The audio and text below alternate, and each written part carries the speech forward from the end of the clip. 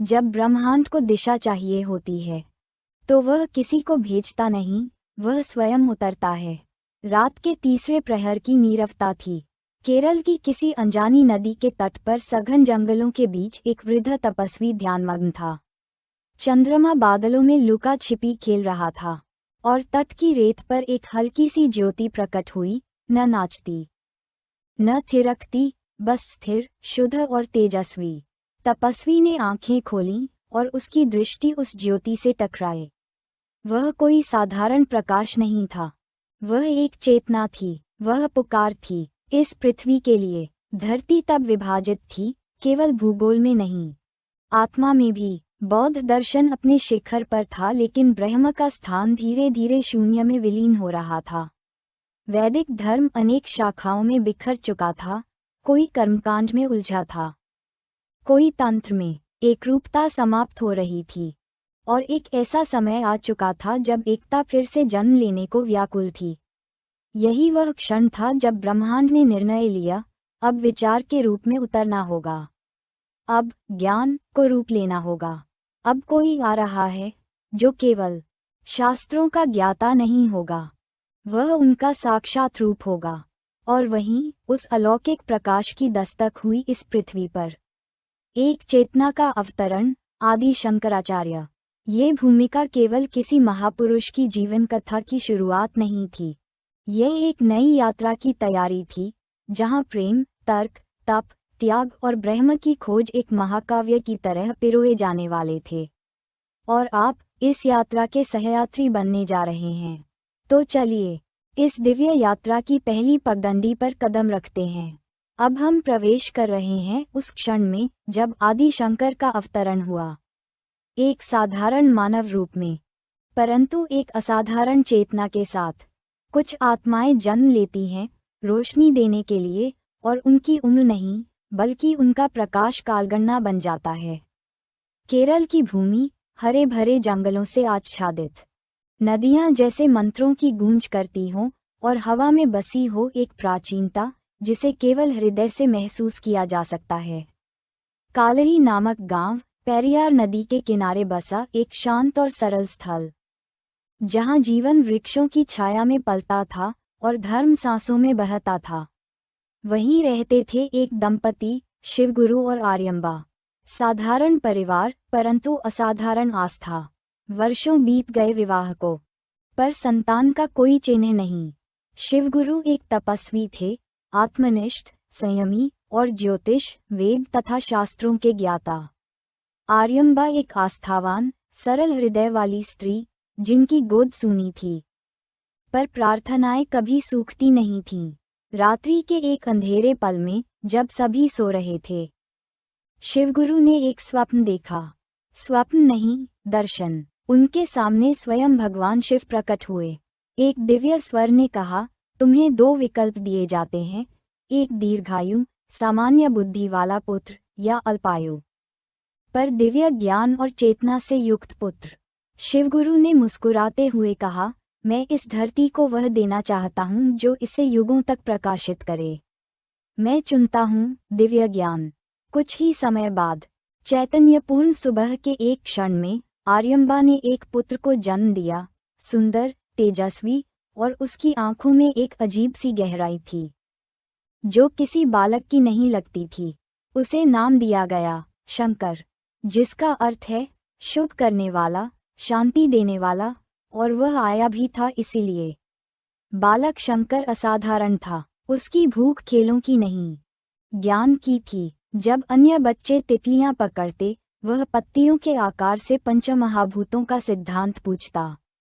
उसकी पहली बोली संस्कृत में थी, और पहला प्रश्न, माँ, आत्मा मरती क्यों नहीं? आर्यम्बा एक पल को रुकी। ये प्रश्न किसी ऋषि का प्रतीत होता था, किसी 2 वर्ष के बालक का नहीं। 3 वर्ष की आयु में उसने वेद पढ़ने की जिद की। 5 वर्ष में संपूर्ण वेद याद हो चुके थे। गुरुजन चकित थे, ग्रामीण श्रद्धालु और माता पिता विस्मित। जब गांव में कोई वेदांत या शास्त्रार्थ की सभा होती, बालक शंकर अपने बालों में चंदन लगाए मौन खड़ा रहता। और जब अवसर मिलता, वह ऐसे प्रश्न करता जिनका उत्तर कभी कभी सभा में उपस्थित विद्वानों के पास भी नहीं होता। उसे गंगा की लहरें ब्रह्म की व्याख्या लगती थीं, चिड़ियों की उड़ान अद्वैत की छाया। वह प्रकृति में ईश्वर को नहीं खोजता था, वह उसमें उसे देखता था। गर्भ में गूंजता दर्शन, चमत्कार या पूर्व जन्म की स्मृति। एक दिन गांव के बाहर एक वृद्ध पंडित अपने शिष्यों के साथ बैठकर अहंकार पर चर्चा कर रहे थे। शिष्यों ने पूछा, गुरुदेव, क्या यह अहंकार शरीर से आता है? उस समय पास में मिट्टी से खेलता हुआ शंकर हंस पड़ा। उसने पास से एक माटी का खिलौना उठाया और कहा, यदि शरीर मिट्टी है तो अहंकार किसका? और यदि आत्मा नित्य है तो अहंकार कैसे? वृद्ध पंडित चुप हो गए।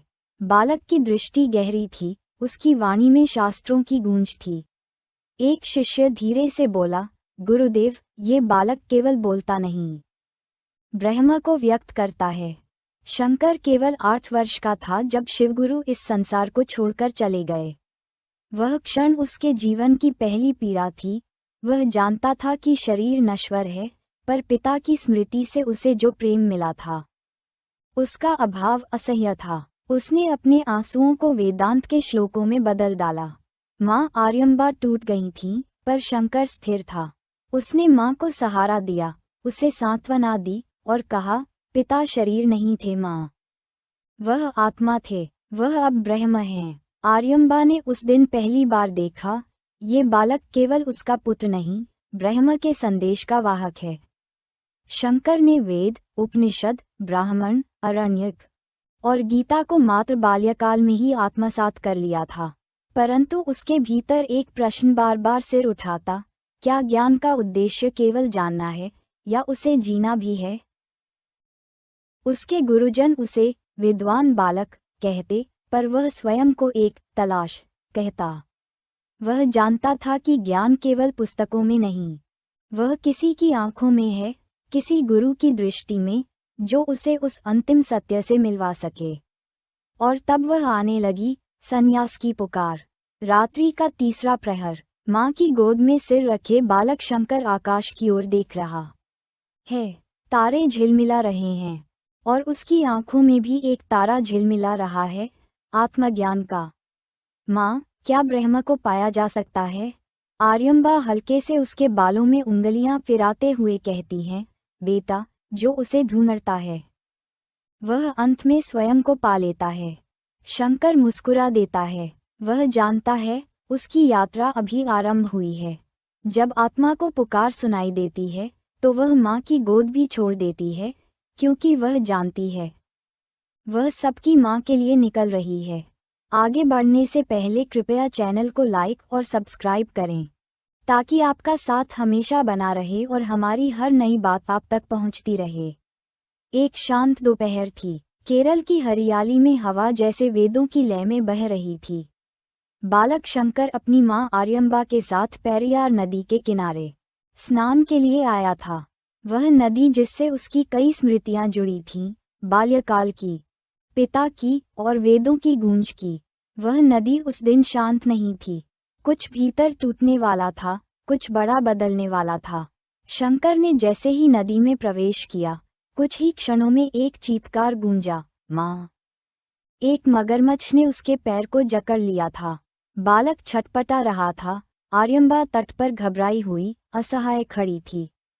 शंकर ने एकटक अपनी माँ की आंखों में देखा और बोला, माँ, यदि तुम मुझे संन्यास लेने की अनुमति दो तो शायद यह मुझे छोड़ दे। आर्यम्बा सन। ये कैसा क्षण था, एक माँ के लिए इससे कठिन क्या हो सकता था? उसका इकलौता पुत्र, मात्र 8 वर्ष का, और वह उसे खोने के डर से उसे संसार त्यागने की अनुमति दे दे। कुछ क्षणों के भीतर एक माँ ने अपने हृदय को चीर दिया, जा बेटा, यदि यही तेरा धर्म है तो माँ तुझसे नहीं, तुझमें समर्पित हो जाती है। और आश्चर्यजनक रूप से मगरमच्छ ने उसका पैर छोड़ दिया। शंकर तट पर आया, पर अब वह केवल पुत्र नहीं था, अब वह सन्यासी था। रात को माँ ने उसे चुपचाप देखा, उसका छोटा सा बस्ता, कमंडल और एक पुस्तक, उपनिषदों की। वह जानती थी कि यह विदा अंतिम नहीं थी, पर यह जीवन भर की होगी।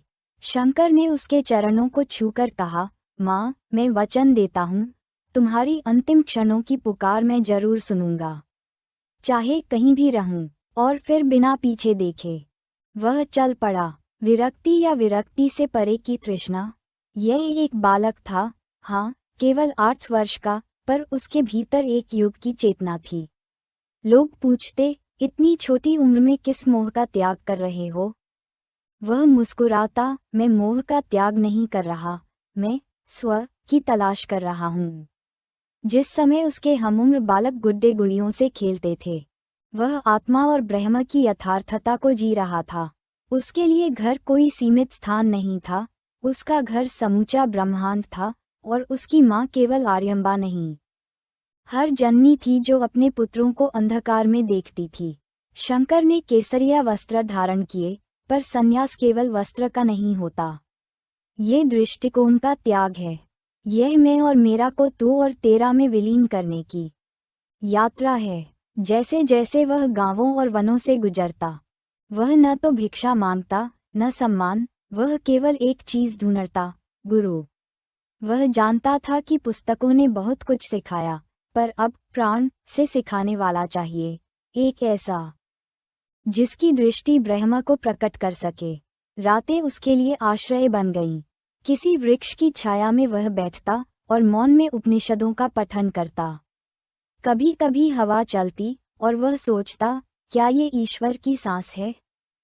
उसका ध्यान, उसकी साधना, उसकी प्रार्थनाएं, सब प्रकृति से एक अदृश्य संवाद बन गई थीं।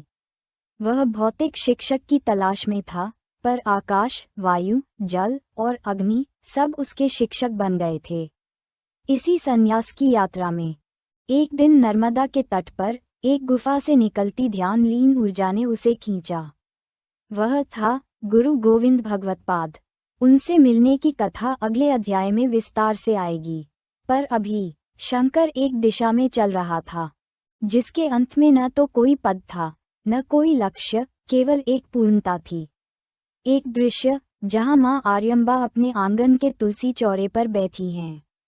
उनके सामने वह तुलसी का पौधा है, जिसे शंकर ने रोपित किया था। वह पौधा बढ़ रहा है, और मां की आंखें हर दिन उसी दिशा में देखती हैं, जहां से उनका बेटा गया था। शंकर कहीं दूर एक वृक्ष के नीचे ध्यानस्थ बैठा है। उसकी आंखें बंद हैं, पर भीतर मां का चेहरा है। मां, तुमने मुझे छोड़ा नहीं, तुमने मुझे ब्रह्मा की गोद में भेजा। अब हम पहुंचते हैं उस विलक्षण क्षण पर, जब बाल सन्यासी शंकर की आत्मा को वह संबल, वह छाया मिलती है जिसकी वह तलाश कर रहा था। अब तक शंकर एक अकेला प्रकाश था, लेकिन अब वह किसी महागुरु की शरण में प्रवेश करने वाला है, जो उसकी लौ को ज्वाला में बदल देगा। जब नदी अपनी पहचान भूलकर सागर से मिलती है, तभी वह पूर्ण होती है। गुरु वही सागर है, जिसमें ज्ञान बहकर ब्रह्म बन जाता है। शंकर अब तक एक यात्री था, शरीर से भी, आत्मा से भी। एक दिन तपस्वनुमा एक वृद्ध योगी से मार्ग में भेंट हुई। वह ध्यानमग्न थे। शंकर ने उन्हें प्रणाम किया और पूछा, गुरुदेव, मुझे ब्रह्म की संपूर्ण अनुभूति की ओर कौन मार्गदर्शन कर सकता है? योगी ने आंखें खोलीं और केवल एक दिशा की ओर इशारा किया। उत्तर की ओर बढ़ो। नर्मदा के तट पर एक गुफा में एक गुरु हैं, गोविंद भगवत्पाद। वही तुम्हारी प्रतीक्षा कर रहे हैं। शंकर की आंखें चमक उठीं। ये केवल संकेत नहीं था, ये साक्षात ब्रह्म की पुकार थी। शंकर की यात्रा अब एक लक्ष्य के साथ थी। वह दिन रात चलता, भोजन त्याग देता और केवल एक मंत्र दोहराता, गुरु विनात्मन न लभ्यः। गुरु के बिना आत्मा को जानना संभव नहीं। जंगलों में भटके, तापों से जले, वर्षा में भीगे, पर उसकी गति नहीं रुकी, क्योंकि उसे ज्ञान नहीं चाहिए था, ज्ञान की अनुभूति चाहिए थी। नर्मदा के तट पर एक गुफा, गहरी, अंधेरी, पर भीतर से एक शांति फूटती हुई। यह वही स्थान था जहां योगीराज गोविंद भगवत्पाद तपस्या में लीन थे। उनके चारों ओर जैसे समय ठहर गया था। शंकर गुफा के द्वार पर पहुंचा और विनम्रता से कहा, स्वामी, मैं आत्मज्ञान की याचना करता हूँ। गुफा से एक धीमी सी आवाज आई, तुम कौन हो? शंकर ने उत्तर दिया, नाह देहो न मनो बुद्धिरहम चिदानंदरूपः शिवोहम। मैं न शरीर हूँ, न मन, न बुद्धि, मैं केवल चिदानंद स्वरूप शिव हूँ। गुरु भीतर मौन हो गए। एक क्षण के लिए जैसे उन्होंने ब्रह्म की गूंज सुन ली थी किसी बालक की आवाज में। वे बाहर आए और बालक को अपनी दृष्टि से देखा। यह कोई साधारण बालक नहीं था, यह वह जिज्ञासा थी जो स्वयं उत्तर बनकर उनके द्वार पर खड़ी थी। गुरु ने शंकर को गंगा की धारा के किनारे बैठाया। दोनों ने मौन साधना की। गुरु ने उसकी पीठ पर हाथ रखा और एक मंत्र फूंक दिया, तत्वमसि, तू वही है। उस क्षण जैसे शंकर के भीतर की सभी परतें एक एक कर हटती चली गईं। जैसे वेद, उपनिषद, शास्त्र सब उसके भीतर स्वयं प्रतिध्वनित हो उठे। उसने अपनी आंखें खोलीं और गुरु की आंखों में देखा। वह दृश्य अब गुरु शिष्य का नहीं था, वह चेतना से चेतना का मिलन था। एक रात्रि को शंकर और गुरु नर्मदा के किनारे बैठे थे। गुरु ने पूछा, ब्रह्म क्या है? शंकर ने उत्तर दिया, जो दृष्टा है पर देखा नहीं जाता, जो सुनता है पर सुना नहीं जाता, जो जानता है पर जाना नहीं जाता, वही ब्रह्म है। गुरु मुस्कुरा दिए, शब्दों में ब्रह्म को नहीं पकड़ सकते। शंकर, पर तेरी दृष्टि ब्रह्म में रच चुकी है। अब तेरा ज्ञान तुझे नहीं, युगों को दिशा देगा। कुछ समय पश्चात एक दिन गुरु ने शंकर को बुलाया और कहा, अब समय आ गया है। तू केवल मेरा शिष्य नहीं, अब तू संसार का गुरु बनने को तैयार है। शंकर नतमस्तक हो गया, स्वामी, मैं ब्रह्म को जानता हूँ, पर अब उसे लोगों के हृदय तक पहुँचाना चाहता हूँ। परंतु कैसे? गुरु ने उत्तर दिया, जहाँ तर्क है वहाँ शास्त्रार्थ करो, जहाँ पीड़ा है वहाँ करुणा बनो, और जहाँ अज्ञान है वहाँ दीप बनो। गुफा से विदा, जो शून्य था, अब वह अनंत है। गुफा जो अब तक एक तपोभूमि थी, अब वहाँ से एक प्रकाश निकला। शंकर ने गुरु के चरणों को स्पर्श किया। गुरु ने सिर पर हाथ रखकर कहा, तू अब आदि शंकराचार्य है। तेरा मार्ग केवल बौद्धिक नहीं, आत्मिक होगा। गुरु वापस ध्यान में लीन हो गए। शंकर बाहर आया, पर वह वही बालक नहीं था, अब वह वेदों का सार बन चुका था। शंकर ने एक बार पीछे मुड़कर देखा, वह गुफा अब भी मौन थी, पर भीतर से ब्रह्म की गूंज आ रही थी। नर्मदा की लहरें जैसे उसके चरणों को स्पर्श करके कह रही थीं, अब तू बह शंकर। पूरे भारत में जैसे मैं बहती हूँ, जीवन देती, चेतना फैलाती। और शंकर चल पड़ा, भारत के कोने कोने की ओर, ब्रह्म को शब्द, भावना और अनुभव में पिरोने। अब हम पहुँचते हैं उस रहस्य की दहलीज पर, जहाँ विचार और अनुभूति, शब्द और मौन, तर्क और तन्मयता सब एक हो जाते हैं। ये केवल दर्शन नहीं, आत्मा की पुकार है। काशी नगरी, ज्ञान का प्राचीनतम तीर्थ। उसी काशी में एक दिन एक राजा का राजमहल था जहाँ वाद विवाद का आयोजन चल रहा था। एक विद्वान बार बार एक ही प्रश्न पूछ रहे थे, यदि आत्मा सर्वत्र है तो मैं क्यों अनुभव करता हूँ? ये अहम क्यों? सभाजनों में मौन था। तभी वहां एक युवक पहुंचा, तेजस्वी, सौम्य, पर आंखों में अनंत ब्रह्मांड की झलक। वह आदि शंकर थे। राजा ने पूछा, तुम कौन हो? शंकर मुस्कुराए, मैं वह हूँ जिसे न शरीर बांध सकता है, न मृत्यु मिटा सकती है। मैं ब्रह्म हूँ, अहम ब्रह्मास्मि। पूरी सभा सन शब्द नहीं, जैसे कोई घोष था, कोई चमत्कार। अहम ब्रह्मास्मि, क्या यह अहंकार है? नहीं, यह अहंकार का विसर्जन है। कई लोग सोचते हैं कि अहम ब्रह्मास्मि एक घमंड की घोषणा है, पर नहीं, यह अहंकार के पूर्ण विसर्जन की घोषणा है। ये कहना है, मैं शरीर नहीं हूँ, विचार नहीं हूँ, मन नहीं हूँ, मैं वही चेतना हूँ जो हर कण में व्याप्त है। मैं और तू दो नहीं, एक हैं। अद्वैत वेदांत शंकराचार्य की सबसे अद्भुत देन। वह ज्ञान नहीं, एक अनुभव है। कल्पना कीजिए, शंकर एक रात तपस्वियों की पंक्ति में बैठकर ध्यान कर रहे हैं। चारों ओर मंत्र गूंज रहे हैं, लेकिन शंकर की अंतरात्मा से कोई आवाज आ रही है। क्या तू अब भी मैं कहता है? शंकर मौन होकर उत्तर देता है, मैं कुछ भी नहीं हूँ, केवल ब्रह्म हूँ। और तभी ध्यान में उन्हें वह अनुभूति होती है जिसे शब्दों में नहीं बांधा जा सकता। अहम ब्रह्मास्मि, वह घोष अब उनका अनुभव बन चुका था। शंकर जब कभी अद्वैत समझाते थे, वे कहते, माँ और पुत्र अलग दिखते हैं, पर माँ की ममता में पुत्र और स्वयं का भेद नहीं होता। ऐसे ही ब्रह्म और जीव में भिन्नता केवल दृष्टि की है, वास्तव में वह एक ही चेतना है। द्वैत कहता है भगवान अलग, मैं अलग। अद्वैत कहता है मैं और भगवान एक ही अनंत स्वरूप हैं, रूप अलग हैं, सार एक। एक बार शंकर किसी गांव में पहुंचे। वहां एक चांडाल खड़ा था, अछूत। लोगों ने उसे हटने को कहा। शंकर भी थोड़ी दूरी पर रुक गए। चांडाल ने पूछा, स्वामी, क्या आप मेरे शरीर से दूर हो रहे हैं या मेरी आत्मा से? शंकर चौंक गए। यदि तू शरीर है तो मैं भी शरीर हूँ, और यदि तू आत्मा है तो हम एक ही हैं। उस क्षण उन्होंने कहा, ज्ञानिनेव तू कैवल्यम, ज्ञान से ही मुक्ति है, जाति या रूप से नहीं। शंकर ने कहा, ब्रह्म नित्य है क्योंकि वह परिवर्तनशील नहीं। ब्रह्म सर्वव्यापक है क्योंकि हर अनुभव उसी से संभव है। ब्रह्म निर्गुण है क्योंकि गुणों में सीमाएं होती हैं। और जीव केवल अविद्या के कारण ब्रह्म से अलग प्रतीत होता है। जैसे सपने में कोई अलग दुनिया होती है, पर वह जगने पर माया होती है, वैसे ही जीव ब्रह्म से भिन्न नहीं है। शंकर ने माया को अंधकार नहीं, ब्रह्म की अनंतता का एक रूप माना। उन्होंने कहा, माया न सत है न असत, वह अनिर्वचनीय है, जो शब्दों से परे है। यह माया ही है जो एक ही ब्रह्म को संसार में विविध रूपों में दिखाती है, जैसे एक ही सूरज जल में अलग अलग प्रतिबिंब बनाता है।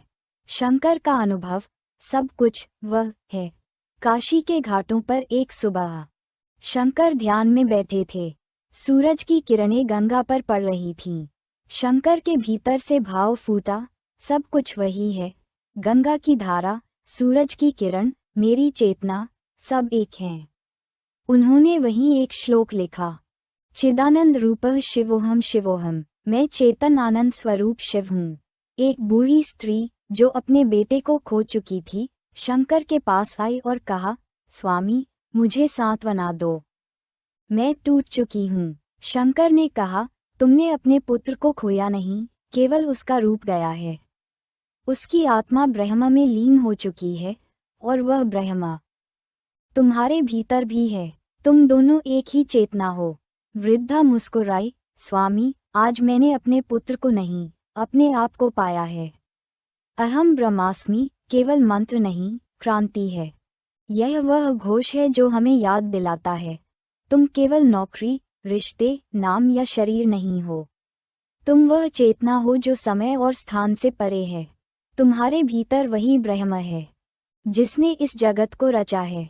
अब हम प्रवेश करते हैं उस रोमांचकारी अध्याय में जहां आदि शंकराचार्य का तेजस्वी मन, तर्क की तलवार और करुणा की मृदुता के साथ विभिन्न दर्शनों के समक्ष खड़ा होता है। ये केवल वाद विवाद नहीं था, यह एक संघर्ष था दृष्टिकोणों का, आत्मा की मुक्ति के मार्गों का। अब आरंभ होती है वह यात्रा जो भारत के बौद्धिक आकाश को नया सूर्योदय देने वाली थी। जहां करुणा मौन हो, वहां तर्क को गीत बनाओ। जहां अहंकार गूंजे, वहां विनय से उत्तर दो। यही शास्त्रार्थ का अर्थ था शंकर के लिए।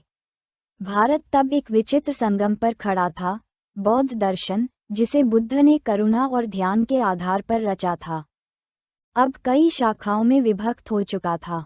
लोकायत, चारवाक, जैन, सांख्य, वैशेषिक, मीमांसा, सभी अपनी अपनी पद्धतियों से मोक्ष की परिभाषा दे रहे थे।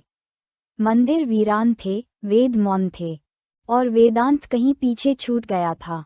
तभी एक तपस्वी, एक युवा सन्यासी, शंकराचार्य, भारत की चेतना को पुनः जागृत करने निकले। उनके हाथ में कोई तलवार नहीं थी, केवल तर्क की शक्ति और आत्मज्ञान का प्रकाश। शंकर काश्मीर पहुँचे, जहाँ बुद्ध के अनुयायी भिक्षु बहुत प्रभावशाली थे। उनके प्रमुख शास्त्रार्थी दामोदर भिक्षु थे। वे कहते, आत्मा कोई स्थायी सत्ता नहीं, केवल क्षणिक अनुभव है। शंकर मुस्कुराए, क्या अनुभव करने वाला भी क्षणिक है? भिक्षु बोले, हाँ, सब कुछ क्षणभंगुर है, क्षणिकवाद ही सत्य है। शंकर ने पूछा, यदि हर क्षण एक नए मैं का जन्म होता है, तो अनुभवों की स्मृति कौन लाता है? क्या हर नया क्षण अपनी पहचान साथ लाता है? भिक्षु मौन हो गए, और शंकर ने कहा, वह जो क्षणों के पार टिके, जो सबका साक्षी हो, वही आत्मा है, वही ब्रह्म है। सभा स्तब्ध हो गई। शंकर ने बुद्ध का तिरस्कार कभी नहीं किया। उन्होंने कहा, बुद्ध करुणा थे, पर करुणा भी चेतना से उपजी थी, और चेतना ब्रह्म है।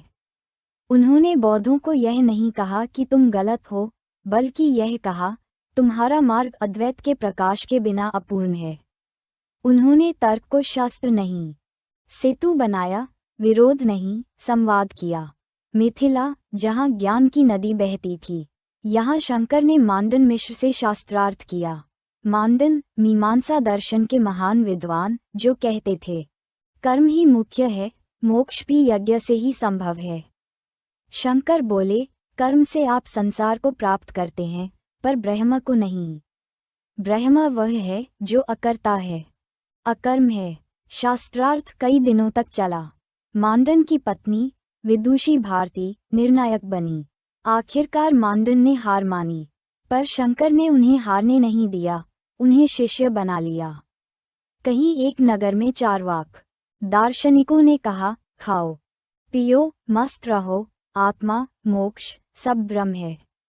शंकर ने पूछा, ब्रह्म कहने वाला कौन है? यदि सब ब्रह्म है, तो यह विचार भी ब्रह्म है, फिर तुम क्यों मानते हो? तर्क में उलझकर चारवाक मौन हो गए। शंकर ने कहा, भोग में सुख है, पर उसमें मुक्ति नहीं। मुक्ति केवल उसी में है जो स्थायी है, और स्थायी केवल ब्रह्म है। एक दिन एक वृद्ध बौद्ध भिक्षु ने शंकर से पूछा, मैंने 40 वर्षों तक तप किया, पर अब भी अशांत हूँ। क्या मैं असफल रहा? शंकर ने उसका हाथ पकड़ा और कहा, तुम्हारा प्रयास ही सबसे बड़ा साधन है। पर अब ध्यान करो, तुम किसमें ध्यान करते हो? जो देखता है वही सत्य है, वही ब्रह्म है, वह तुम हो। भिक्षु की आंखों में आंसू थे। शंकर ने उसे गले से लगा लिया। शंकर का हर शास्त्रार्थ पराजय के लिए नहीं, प्रकाश के लिए था। वह कहते, जिसमें करुणा नहीं, उसका तर्क अंधा है। उन्होंने विरोधियों को शत्रु नहीं माना, बल्कि उन्हें अज्ञान के प्रेमी माना, जिन्हें केवल दिशा चाहिए थी। एक दिन शंकर अकेले बैठे थे। उनके पास एक जैन मुनि आया, जिसने कहा, तुमने हमारी मान्यता पर तर्क किया, पर अब मैं जानना चाहता हूँ, तुम क्या हो? शंकर ने कोई उत्तर नहीं दिया। वह उठे, पास के जल में एक दीप रखा, और बोले, जैसे ये दीप जलता है, पर तेल खत्म होते ही बुझ जाएगा, पर अग्नि फिर कहीं और प्रकट होगी, आत्मा भी वही है। मुनि ने कहा, आज मैंने तर्क से नहीं, तुम्हारी मौनता से ब्रह्म को पाया है। शंकर ने अपने जीवन में अनेक दर्शनों से शास्त्रार्थ किए, पर कभी भी विरोध को द्वेष नहीं बनाया।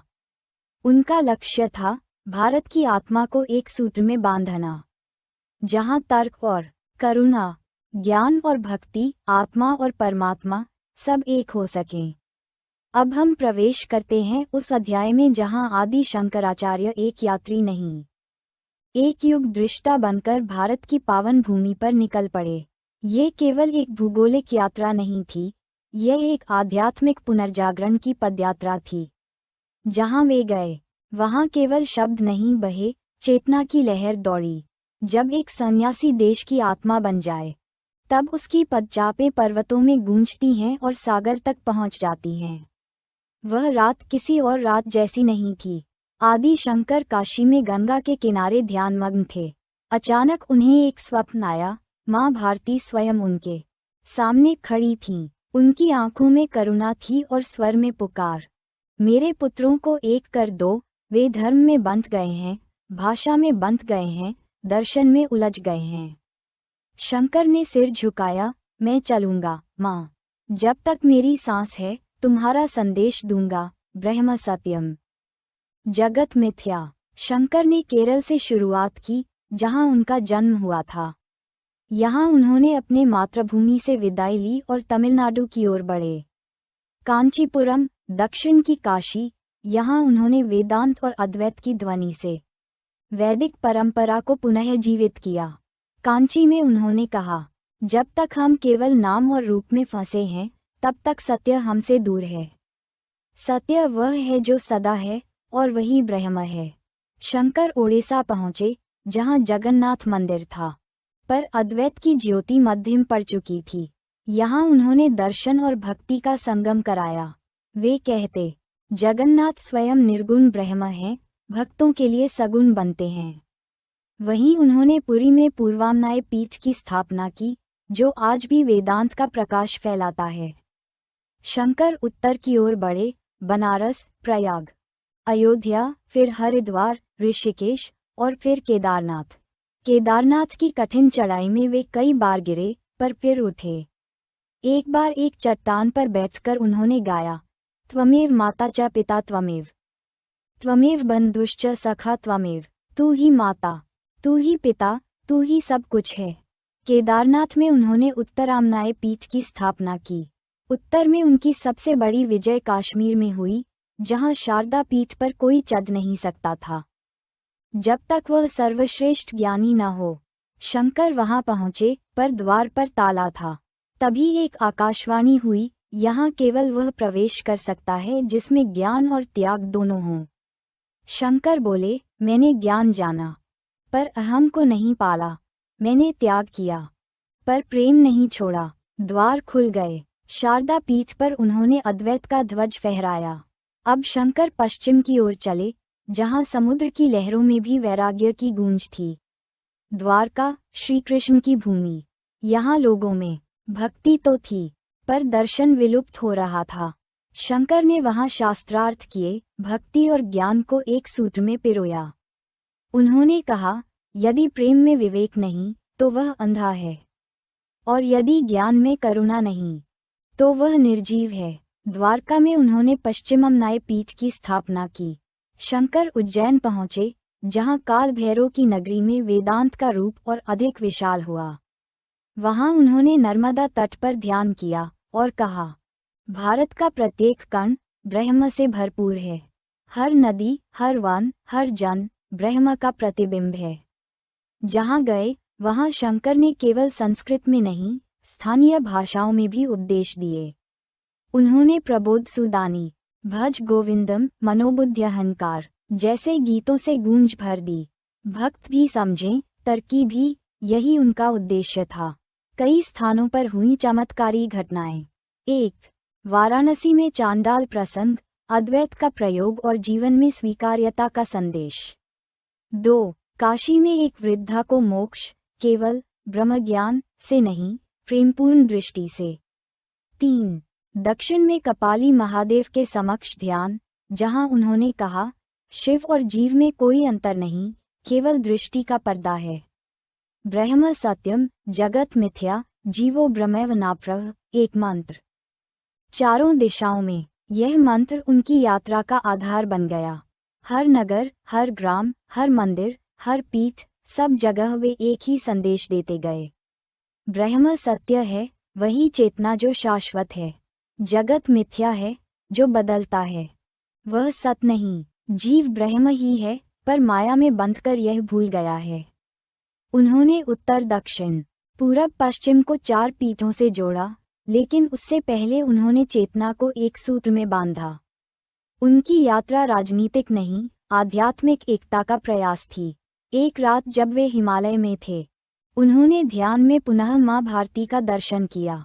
माँ मुस्कुराईं, आंचल लहराया और कहा, अब मेरे पुत्र जाग चुके हैं। वे अब जान चुके हैं, वे सब ब्रह्म हैं। शंकर की आंखों में आंसू थे। उन्होंने केवल इतना कहा, माँ, मैं चलता रहूंगा, जब तक एक भी आत्मा यह न जान ले कि वह स्वयं ब्रह्म है। अब हम पहुँचते हैं उस क्षण पर, जहां आदि शंकराचार्य की यात्राएं, उनकी वाणी, उनका जीवन, एक संगठन, एक परंपरा और एक अखंड भारत के रूप में आकार लेने लगा। यह अध्याय केवल संस्थाओं की स्थापना की कहानी नहीं है, यह एक आध्यात्मिक ताने बाने की रचना है, जिसमें वे भारत को एकात्मता की माला में पिरो रहे थे।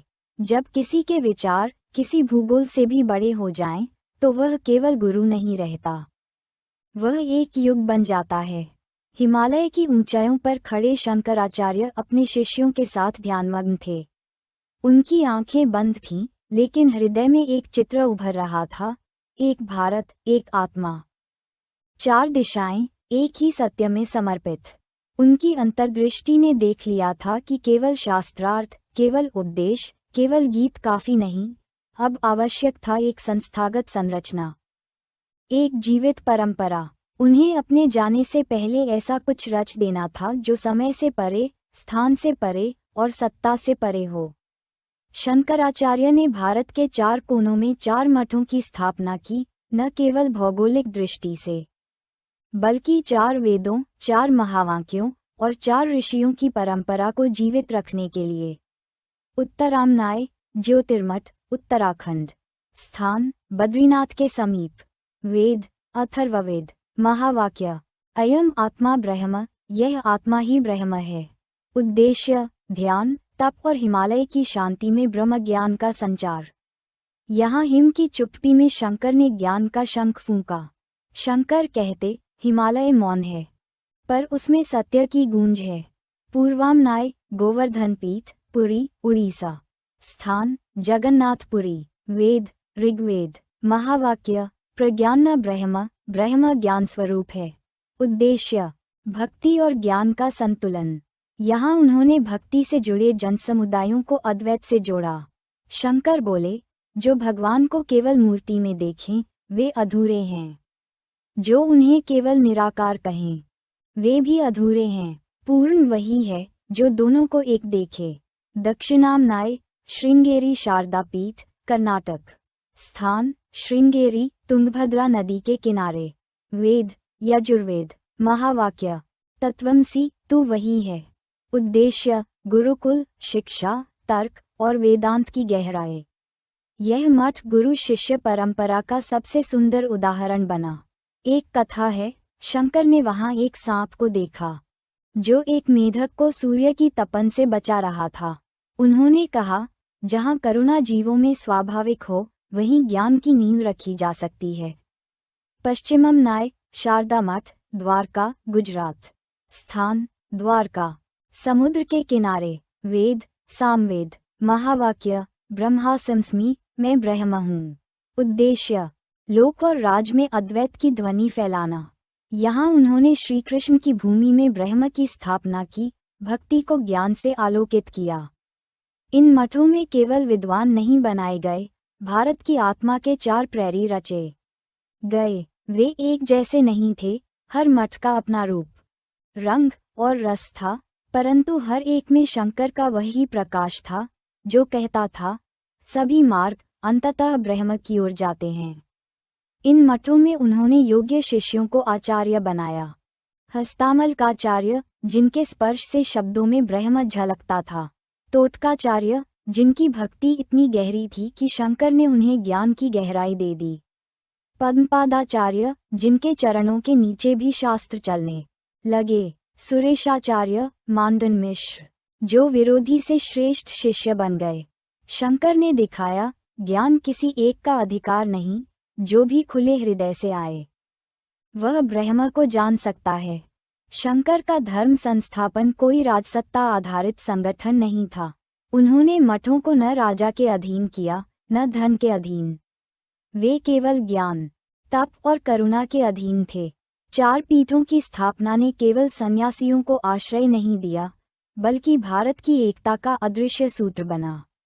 विचार से भूगोल को जोड़ा गया, भक्ति से तर्क को पिरोया गया, संस्कारों से चेतना को पुनः जीवंत किया गया। आज भी जब हम इन मठों की ओर देखते हैं, तो शंकर का स्वर हमें पुकारता है, मेरे विचारों को पढ़ो मत, जियो।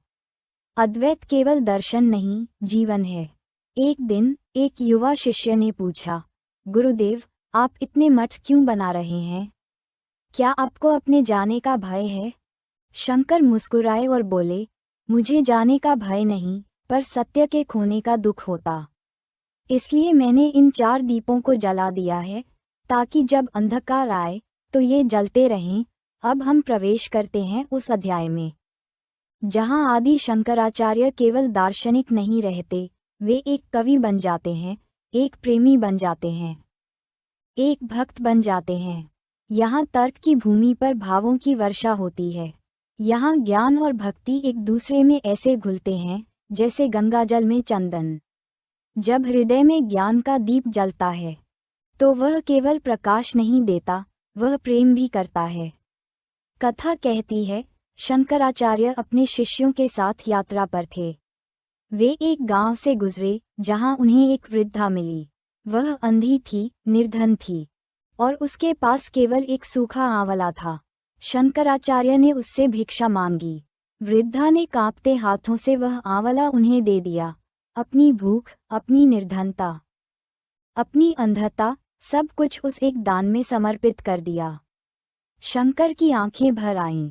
उस क्षण शंकर ने कनकधारा स्तोत्र की रचना की और कहा, इसकी भक्ति को सुनकर भी यदि लक्ष्मी न आए तो मेरा अद्वैत व्यर्थ है।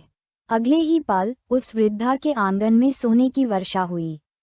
शंकर के दर्शन में भक्ति कोई भावुकता नहीं थी, वह था ज्ञान की ऊंचाइयों से निकला हुआ प्रेम, जो न तो अंधा था न ही भावुक, बल्कि सत्य को जानकर भाव से भरा हुआ था।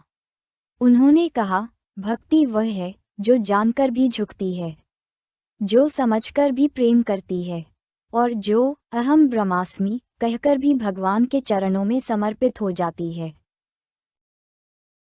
कई लोगों ने प्रश्न उठाया, अगर सब कुछ ब्रह्म है तो फिर पूजा किसकी, प्रार्थना किससे? शंकर मुस्कुराते थे और कहते, जब तुम स्वयं को जान लेते हो तो ये प्रश्न ही समाप्त हो जाता है। तब तुम भगवान की पूजा नहीं करते, तुम ब्रह्म का अनुभव करते हो, भीतर और बाहर दोनों।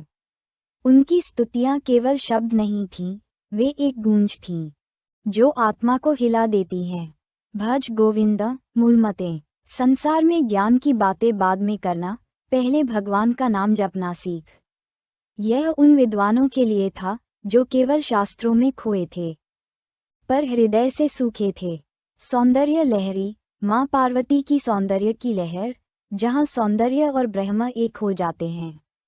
यहाँ शंकर कवि बनते हैं और ब्रह्म को नारी की छवि में, माँ के रूप में, सौंदर्य की तरंग में देखते हैं।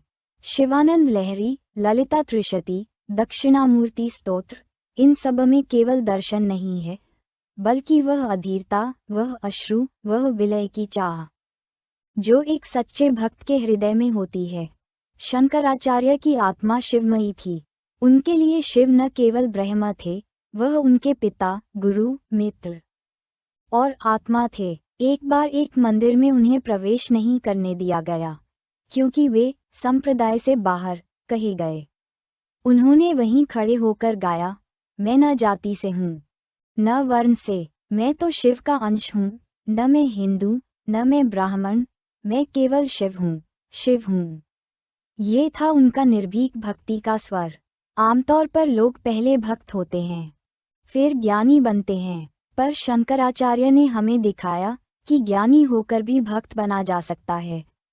वे कहते, जो केवल तर्क से चलता है वह शुष्क हो जाता है, और जो केवल भाव से चलता है वह अंधा हो जाता है, पर जो ज्ञान से जानता है और भक्ति से जीता है वही पूर्ण होता है। शिष्य ने पूछा, गुरुदेव, क्या आप रोते हैं? शंकर ने उत्तर दिया, जब कोई आत्मा परमात्मा से अलग हो जाती है तो मैं रोता हूँ, और जब वह उसे फिर से पा लेती है तो मैं नाचता हूँ। शंकर ने भक्ति को दर्शन के मंच पर लाकर स्थापित किया। वे कहते, भक्ति वह नहीं जो डर से हो, न ही वह जो मांगने के लिए हो, वह तो है, मैं कुछ नहीं हूँ। ये जानकर जो प्रेम उपजता है वही भक्ति है। शंकर का जीवन इस बात का प्रमाण था कि ज्ञान और भक्ति दो नहीं हैं, ज्ञान है सूर्य, भक्ति उसकी किरण। ज्ञान है समुद्र, भक्ति उसकी लहर। और जो इस लहर पर सवार होता है वह स्वयं ब्रह्म तक पहुंच जाता है। एक शाम आदि शंकराचार्य ध्यान में लीन थे। शिष्य उनके पास बैठे थे। उन्होंने आंखें खोलीं और मुस्कराते हुए कहा, अब मैं कुछ नहीं चाहता, न ज्ञान, न तर्क, न सिद्धांत। अब केवल उसके चरणों की रज चाहिए, क्योंकि वही तो मेरा अंतिम अद्वैत है। अब हम उस अद्भुत भूमि पर कदम रखने जा रहे हैं जहाँ शब्द केवल अभिव्यक्ति नहीं होते, वे अनुभव का रूप होते हैं। यह अध्याय हमें लेकर जाता है आदि शंकराचार्य की वाणी में, उनके ग्रंथों में, जहाँ हर श्लोक एक दीप है, हर वाक्य एक द्वार और हर काव्य ब्रह्म की झलक है। जब मौन से शब्द उपजें और शब्द फिर मौन में विलीन हो जाएं, वही है शंकर की लेखनी। तपस्वियों से घिरे एक पर्वतीय आश्रम में एक शिष्य ने गुरु से पूछा, गुरुदेव, आप मौन रहकर भी ब्रह्म की अनुभूति करा सकते हैं, तो फिर आपने इतने शास्त्र क्यों लिखे? शंकर मुस्कुराए। आंखों में वह करुणा थी जो केवल ब्रह्म को जानकर आती है। उन्होंने कहा, क्योंकि सबका अंतःकरण एक सा नहीं होता। कोई मौन में ब्रह्म को पाता है, कोई शब्दों में, और मैंने चाहा कि शब्द उस मौन तक पहुंचा सकें। आदि शंकराचार्य के ग्रंथ केवल दार्शनिक ग्रंथ नहीं हैं, वे जीवन की व्याख्या हैं, जागृति की पुकार हैं, और एक खोई हुई आत्मा के लिए घर लौटने का मार्ग हैं। उन्होंने 40 से अधिक मूल ग्रंथों की रचना की, जिनमें प्रमुख हैं 1. उपनिषदों, गीता और ब्रह्मसूत्र पर भाष्य। इन्हें कहा जाता है प्रस्थानत्रयी। भाष्य शब्द सुनते ही यदि आपको केवल टीका टिप्पणी की कल्पना होती है, तो शंकराचार्य की लेखनी आपको चौंका देगी।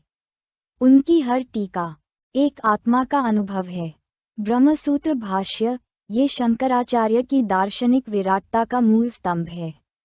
उन्होंने इस ग्रंथ के माध्यम से सिद्ध किया कि ब्रह्म एक ही है, द्वैत केवल माया है। उदाहरण, ज्ञान ही मोक्ष का साधन है। कर्म केवल तैयार करता है, ले नहीं जा सकता। यहाँ शंकर ने हजारों विरोधों का सामना करते हुए भी अद्वैत की ज्योति को निर्विवाद रूप से स्थापित किया। गीता भाष्य।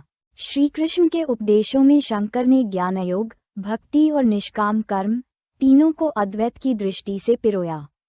गीता वह नदी है जिसमें ज्ञान, भक्ति और कर्म तीनों का संगम होता है। यहाँ अर्जुन केवल योद्धा नहीं, वह हर जागरूक आत्मा है, और कृष्ण उसके भीतर का ब्रह्म। उपनिषद भाष्य, ईश, केन, कठ, मांडुक्य, तैत्तिरीय, छांदोग्य आदि उपनिषदों पर शंकर का भाष्य, मानो कोई ऋषि स्वयं लौटकर अपने शब्दों का अर्थ दे रहा हो।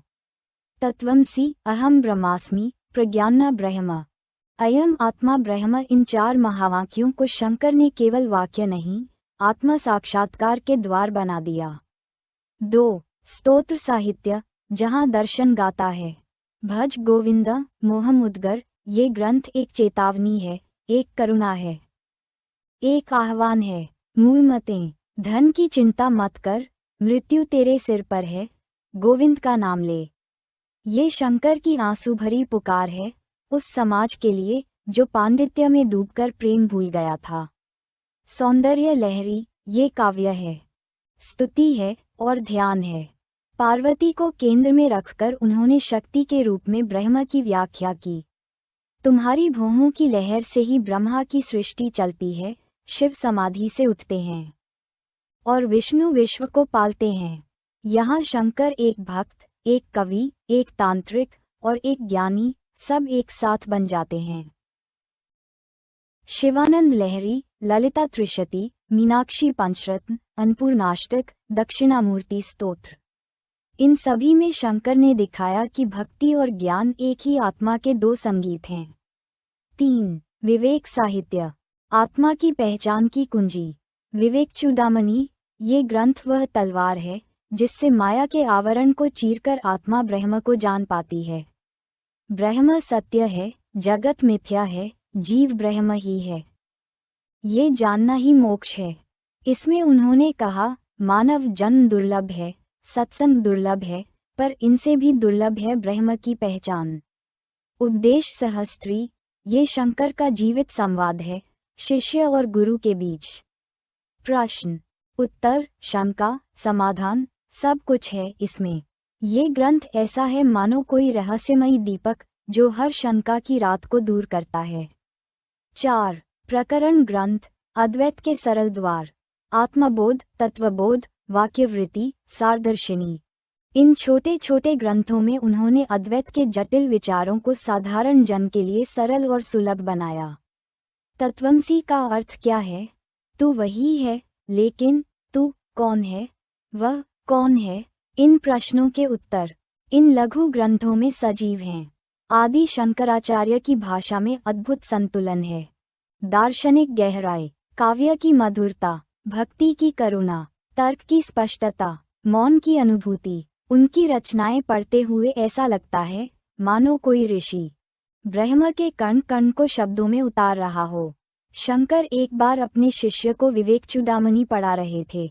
शिष्य ने पूछा, गुरुदेव, जब सब कुछ माया है तब लेखन क्यों? शंकर ने कहा, ये लेखन नहीं है, ये प्रेम है। जैसे माँ अपने बच्चे को समझाने के लिए लोरी गाती है, वैसे ही मैंने तुम्हारे लिए ये सब गाया है। शंकराचार्य के ग्रंथ आज भी केवल पुस्तकालयों में नहीं, वे मनुष्यता के अंतरतम में, मंत्रों की ध्वनि में और जिज्ञासु आत्माओं की तपस्या में जीवित हैं। उन्होंने शब्दों में ब्रह्म को बांधा नहीं, बल्कि शब्दों के माध्यम से हमें ब्रह्म तक पहुंचने का मार्ग दिखाया। अब हम एक ऐसे क्षण की ओर बढ़ रहे हैं जहां समय सांस लेना भूल गया था, जहां वाणी मौन में विलीन हो रही थी और जहां एक जीवन, एक चेतना स्वयं ब्रह्म से मिलने को व्याकुल थी। जो जन्म से परे है उसका अंत नहीं होता, और जो शंकर था वह तो केवल ब्रह्म का प्रतिबिंब था। हिमालय की ऊंचाइयों पर जहां बादल भी झुककर प्रणाम करते हैं, वहां एक सुबह ऐसी हुई जिसने अद्वैत को स्वयं विदा होते देखा। शंकराचार्य अपने शिष्यों के साथ बैठकर सूर्य की ओर देख रहे थे। सूरज की किरणें उनके मुख पर पड़ती थीं और लगता था जैसे अग्नि स्वयं अग्नि में विलीन होना चाहती हो। शिष्य न जान सके कि यह अंतिम सवेरा था, पर शंकर जान गए थे। उस दिन न पक्षी चहके, न हवा चली। हर पेड़, हर पत्थर स्तब्ध था, जैसे समय स्वयं रुका हुआ हो। शंकर को प्रणाम करने शंकर ने ध्यान लगाया, पर यह कोई सामान्य ध्यान नहीं था। यह वह ध्यान था जहां अहम ब्रह्मास्मि की अंतिम प्रतिध्वनि गूंज रही थी, जहां एक देह से परे जा रही थी। पद्मपाद, सुरेश्वराचार्य, हस्तमालक, तोटकाचार्य, चारों शिष्य मौन खड़े थे। उनकी आंखों में केवल एक प्रश्न था, गुरुदेव, अब कौन बताएगा कि हम कौन हैं? शंकर ने उत्तर दिया, मौन से। उन्होंने केवल इतना कहा, मैं देह नहीं, न मन, न बुद्धि, न अहंकार। मैं चिदानंद रूपः शिवोहम शिवोहम। और इतना कहकर वे मुस्कुरा दिए। वही मुस्कान जो उन्होंने बचपन में माँ को दी थी, वही मुस्कान जो उन्होंने गुरु को दी थी, वही मुस्कान जो उन्होंने काशी में चांडाल से की थी। यह मुस्कान मुक्ति की थी। आदि शंकराचार्य का महाप्रस्थान कोई दुखांत नहीं था, ये तो एक ऊर्जा का विसर्जन था, एक चेतना का विस्तार। उनकी आयु केवल 32 वर्ष, पर यह 32 वर्ष संपूर्ण भारत को जोड़ने, भ्रम को तोड़ने और अद्वैत को गाने में पर्याप्त थे। वो गए नहीं, वो हर आत्मा में समा गए जो ब्रह्म को जानने को उत्सुक है। कुछ लोग कहते हैं कि उन्होंने केदारनाथ में शरीर त्यागा, कुछ कहते हैं बद्रीनाथ में, तो कोई कहता है कैलाश में। पर सच ये है कि जहाँ भी कोई आत्मा तत्वमसी को समझती है, वहीं शंकर का महाप्रस्थान हुआ। शंकर के शरीर को जलाया नहीं गया, उस देह को मिटाने की आवश्यकता नहीं थी, जो पहले ही अहंकार से मुक्त थी। शिष्यों ने दीप जलाए और कहा, ये शरीर नहीं था, ये तो प्रकाश का माध्यम था। अंतिम क्षणों में शंकर ने शिष्यों से कहा, मेरे बाद मत ढूंढना मुझे मूर्तियों में, मत उलझना केवल शास्त्रों में। जब जब तुम्हें ब्रह्म की झलक हो, समझना मैं वहां हूँ। परम विराम या नई शुरुआत, क्या शंकर चले गए, या वे शब्द बनकर जीवित हैं? क्या उनका अंत हुआ, या वे हर आत्मा के कौन हूँ मैं गूंजते हैं? सत्य ये है कि जिनका जीवन अद्वैत था, उनका अंत द्वैत में नहीं हो सकता। शंकर एक लहर थे जो समुद्र में लौट गई, पर अब हर जलकण में ब्रह्म का संदेश बन गई। 32 वर्ष की वह अग्निशिखा जो कभी केरल की धरती पर जली थी, आज भी हर ध्यानेंद्रिय, हर ध्यान स्रोत में जल रही है। वह मृत्यु नहीं थी, वह प्रवेश था उस द्वार में जहां मैं और तू का भेद मिट जाता है। अब हम पहुंचते हैं उस अंतिम चिंतन की ओर, जहां शंकर की परंपरा एक इतिहास नहीं बल्कि भविष्य का दीप बन जाती है। यह अध्याय उस पुल की तरह है जो अतीत के ज्ञान को वर्तमान की चुनौती से जोड़ता है और भविष्य की दिशा दिखाता है। शंकर ने जो बोया वह केवल दर्शन नहीं था, वह एकता की बीजवाणी थी। आज उस बीज को फिर से अंकुरित करने का समय है। किसी विश्वविद्यालय के कैंपस में एक युवा बैठा है। Mobile, laptop, screen, chat, reels, सब कुछ उसके पास है। पर भीतर कहीं एक रिक्तता है, एक ऐसा प्रश्न जो तकनीक से नहीं, तत्वज्ञान से ही हल हो सकता है। उसे लगता है, मैं कौन हूँ, मैं क्यों भाग रहा हूँ, और क्या इस भागदौड़ का कोई अर्थ है? तभी एक पुस्तक उसके हाथ में आती है। उस पर लिखा है, विवेक चूड़ामणि, आदि शंकराचार्य। वह पढ़ता है, सत्संग से विवेक जागता है, विवेक से आत्मज्ञान, और आत्मज्ञान से मोक्ष। उसे लगता है, कोई तो है जो हजारों साल पहले भी उसी अंधेरे को समझ रहा था जिससे वह आज गुजर रहा है। शंकराचार्य कोई एक पंथ के संस्थापक नहीं थे। उनकी परंपरा किसी मठ की सीमाओं तक सीमित नहीं थी। उन्होंने जो शुरू किया वह था एक जीवित विचारधारा, एक चेतना आंदोलन, एक बुद्धि और भक्ति का संगम, और एक भारत की आत्मा को जोड़ने का प्रयास। उनके स्थापित किए गए 4 मठ, श्रृंगेरी, द्वारका, पुरी, ज्योतिर्मठ, आज भी एकता के स्तंभ की तरह खड़े हैं। हर मठ एक दिशा की सांस्कृतिक आत्मा को जोड़े रखता है और इस अद्वैत के बीज को युगों से सुरक्षित रखता है। शंकर की परंपरा की 5 प्रमुख विशेषताएं। 1. ज्ञान और अनुभव का समन्वय। उन्होंने केवल शास्त्र नहीं सिखाए, बल्कि आत्मा को जानने की राह बताए। 2. संवाद की परंपरा। उनका हर शास्त्रार्थ, हर ग्रंथ संवाद शैली में है। प्रश्न, उत्तर, तर्क, समाधान। 3. भक्ति को स्थान दिया। उन्होंने गाया, भज गोविंद, शिवानंद लहरी, ताकि आमजन को भी ब्रह्म के पास लाया जा सके। 4. संस्कृति की अखंडता। भारत कोई एक जाति, भाषा या क्षेत्र नहीं, वह एक चेतना है। शंकर ने उसे जोड़ा ब्रह्म सत्यम, जगत मिथ्या के सूत्र से।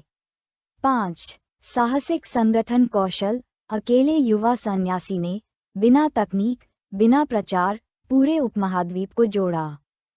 ज्ञान से, दर्शन से। आज की आवश्यकता क्यों फिर जरूरी है शंकराचार्य?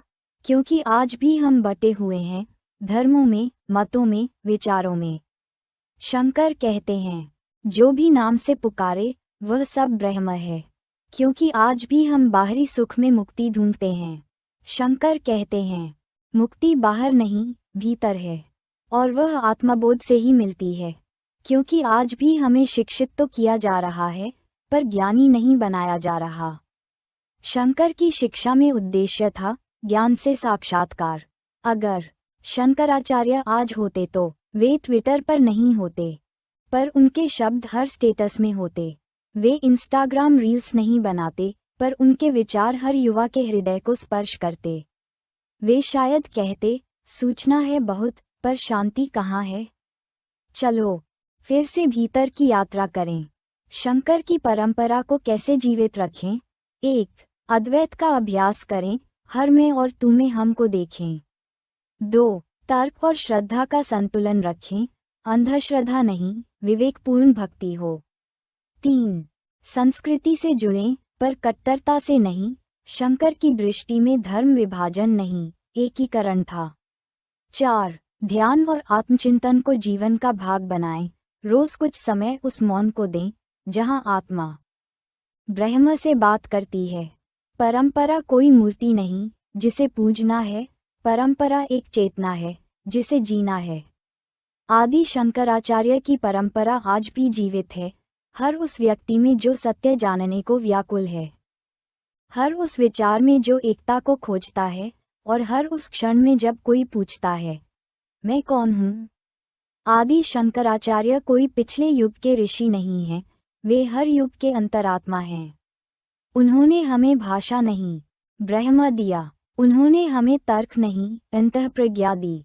उन्होंने हमें मुक्ति का द्वार खोला और बताया कि वह द्वार हमारे भीतर ही है। अब हम अंतिम अध्याय की ओर बढ़ते हैं, जहां शंकराचार्य केवल व्यक्ति नहीं बल्कि विचार बनकर हमारे जीवन का हिस्सा बन जाते हैं। यह अध्याय शंकर की आध्यात्मिक परिभाषा को फिर से सजीव करता है। ये हमें बताता है कि वे न केवल भूतकाल के महान गुरु थे, बल्कि उनके विचार आज के समय में भी उतने ही प्रासंगिक हैं।